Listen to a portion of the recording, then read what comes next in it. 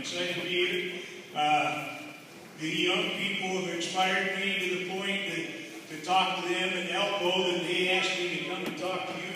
So I'm sorry some of this will be repetitive to you, some of it won't be. But I want to talk first to the young folks in the crowd.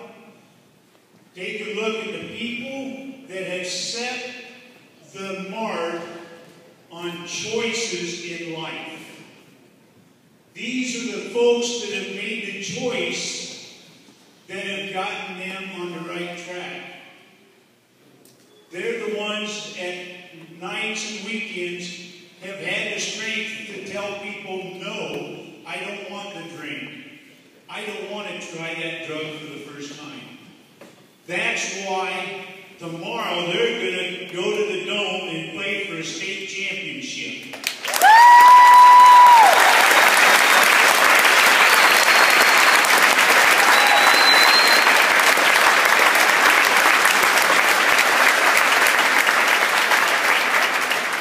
You young people will be faced all the time with those choices. You'll be pressured in to take just one. It's okay. It's not okay, folks. If you want to play in the Dome in the spring, if you want to run on the blue oval at the Drake Relays at State, go to Mason City and play on the state softball team. The choice is yours. You have to choose no at night and weekends. They traded their time in for time in the mats, time on the weight room, time running the track. It's your choice. Please, please make the choice for yourself. Don't let these other folks choose for you, okay? Choose the path that the young men and women throughout the sports at BGM today have chosen. If it's before your time, but 10 years ago, the programs were non-existent, basically. The great coaches, you know, the Burnses, the Wilsons, the Glens, and I know I'm missing a lot of them, I'm sorry, the Rays, the Holdren, all of them. You don't know how much time they've invested in you folks. Every one of you, these folks, to make this all happen, to make the playoffs in all the sports. Do them the courtesy of saying no. Okay? With that being said, I'm going to move on to the adults.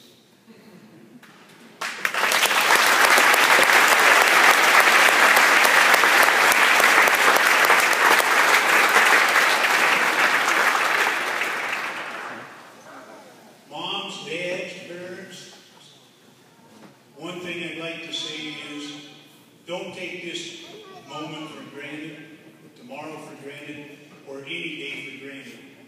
I want to tell you a quick couple little stories about people that maybe took life for granted. Many of you know I spent many years on the ambulance service. One Tuesday morning, I was out at the restaurant working, ambulance call come by. Pickup ran in the back of the semi, just west of the exit. Jump in the pickup and I head out there. And I'm not going to say names, but this was relatively local people. A grandmother, had her 3 granddaughters in the pickup with her, drove underneath the back of the pickup. That day she lost a 5-year-old, a 4-year-old. 3 days later, lost a 1-year-old granddaughter. That moment, she lost her entire grandchildren, and a mom and dad lost all their children. Folks, we never know when it's going to come. We don't know how it's going to come. Don't take today, tomorrow, or the next day for granted.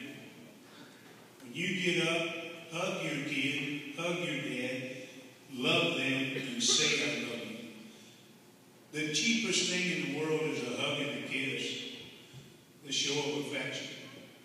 There's no cost to it. It's there for anybody and everybody. And there's nobody that doesn't appreciate it. Because you don't know when it's going to happen. Since I've become ill in January, the building that I work in the dining service, in fact, in the last 3 months, has lost 3 people instantly. Motorcycle wreck and 2 heart attacks. You don't know. We all want to be here till we're 85 and 90. We don't know. So don't take life for granted. It's short. It's a beautiful thing. Enjoy it. And tell somebody you love them daily. Okay?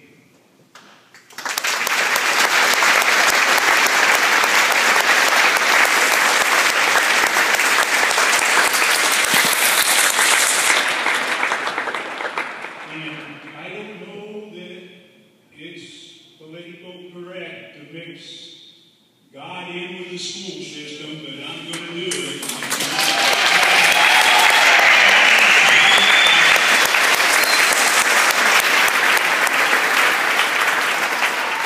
But just a little story. About 3 weeks ago, Wednesday afternoon, beautiful, beautiful day, 170-degree days. I was outside. I felt like $1,000,000. The hospital calls, says, "Hey, Lyle, have a little trouble with your PSA test. Like to have you come down to the hospital tomorrow." No problem. So I get down, I call Kim, let her know, so we go down to the hospital then on Thursday.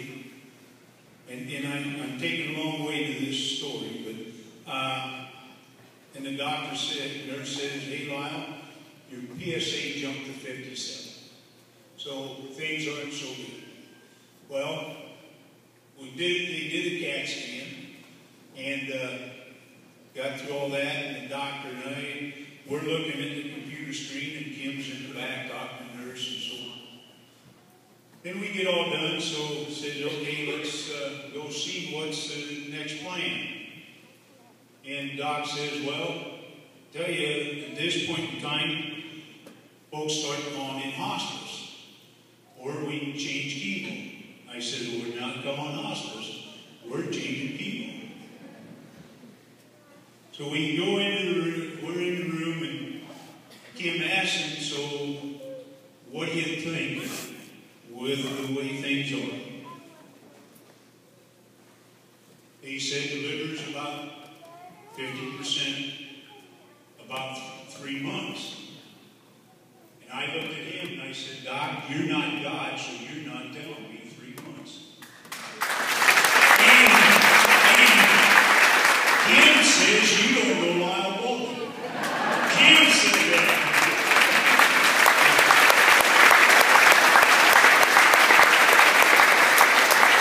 But that's where the story really begins, folks. At that point in time, I had the right, I think I had the right to be so mad at God, mad at the people around me and everything else, that I could have turned and walked away. I could be hating everybody. And I thought for a second, and I thought, man, how God has just blessed me. What a blessing this is from the standpoint, I get time that I know what I can do with. I get to help my wife through some tough times. I get to be there to pick out some of the stuff that needs done. How many people get that opportunity? Lots of people don't. The 3 people that lost great friends in the dining hall, they had no opportunity. They had to leave it all for that. Every day I get out of bed, God has blessed me. You know what? I can't be angry at Him. He's blessed me every day. And He blessed me by that. And He's going to bless me February 12th, which is beyond the time when I'm going to have a giant birthday party. For cake and ice cream with everybody.